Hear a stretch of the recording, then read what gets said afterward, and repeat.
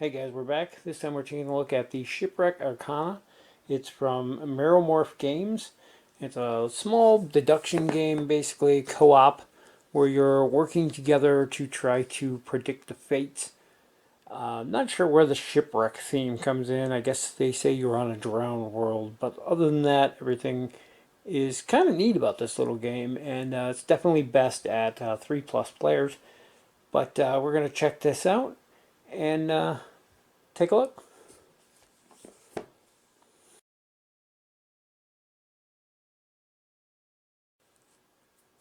I was actually introduced to this game by a friend at the local game club.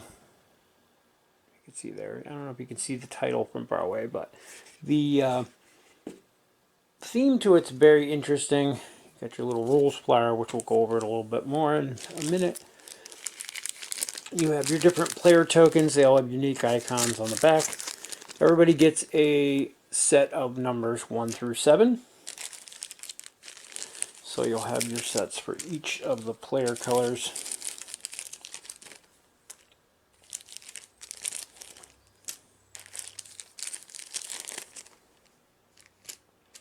And then you have a set of the actual game tokens, which are again the same thing, but they're 1 through 7, and there's 3 sets in there, so there's 3 of each number. Then you have your pack of tarot cards here. I apologize for the glare, they are sleeved. It's not my game, it's his game, so I'm not going to pull them out of the sleeves. So. And then we have a nice felt bag to put the tokens in with the game logo on there. So the rules are pretty straightforward. There's only a couple pages. It's one of these fold out things. That's literally it to the rules. You got front and back of that, and I don't even think they're all rules. You have a components list. You have a section about the Arcana cards, the fate tokens, which are the black ones, the number line tokens, which are the players, how fated card powers work, and then a quick run through of a player turn, fading, ending the game, and then a strategy section, and then there's a little section here for adding and removing players and any 2-player variant, and then some Q&A. So super simple on there, and I'll set it up real quick on how it would look for a game, and we'll do a quick run through, and then we'll jump to the end, and I'll tell you my thoughts. So I have this quick setup for a 4-player game. We're going to shuffle these up. So after they're shuffled, we're going to put 4 out here in play. Let's not use that one for an example, just because it's complicated. And then we'll put this off to the side. Now whoever's turn it is that goes first, in this case will be us. We're going to reach in here, and we're going to draw out 2 of the tokens. We're not going to show them to anybody, but this is what we have. So we put them down in front of us here, and then we decide. We look through these, and each of these has like a little math problem basically on them, or equation of some kind. In our 2 tiles, we have to figure out where we want to put these, and the idea is we're trying to get the people to guess what they are, but without saying anything. So in our case, we could show these because it's not going to matter, but we have, if the sum of them is 11 or more, put one of them there. So if you had, a 5, you could put a 5 there, and they go, okay, so they either have another 6 or a 7. You narrow it down to 2 right away. And what they would do is they would go and they would say, okay, well, in that case, can't be any of these. Has to be a 6 or a 7. And these should actually be faced inward for the other players to see. But so that case would work for that. In this one, what we have here doesn't really apply to that. So we can't do that one. We look at this one. If one of our faces is a 3, 4, or 5, put the other one, and the other is not, play it here. So in this case, we could put our 4 there, and they know that this is not a 3, 4, or 5. That doesn't really help us. Narrows it down a little. If one of our fates is lower than the other, play the lower one here. We could do that, but that means we could have anything 3 or higher. So that doesn't really narrow it down. And if one of our fates is double or triple the other, play one of them here. Now that's a good one for us, because we can't play the 4, because, well, we could.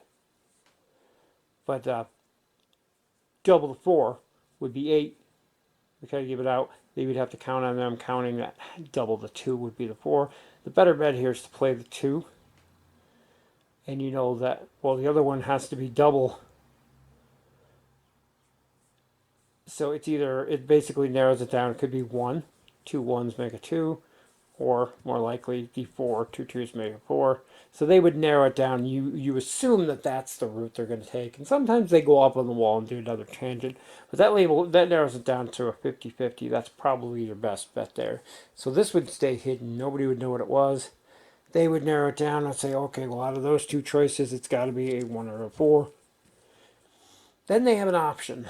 They can either guess, in which case you reveal this, and if their guess is correct, you move your green cursor up 1. And the idea is to get this up 7, you win the game. However, if their guess is incorrect, this red one moves up 1. And if it gets to 7, then everybody loses. Alternatively, they can say not to guess if you haven't narrowed it down enough, or they don't want to take the chance, and it passes to the next player. These ones that are out here stay in play, but you'll notice this has a little icon next to it here. There's 1 star for the 2. 1, 2, and 3 have 1 star.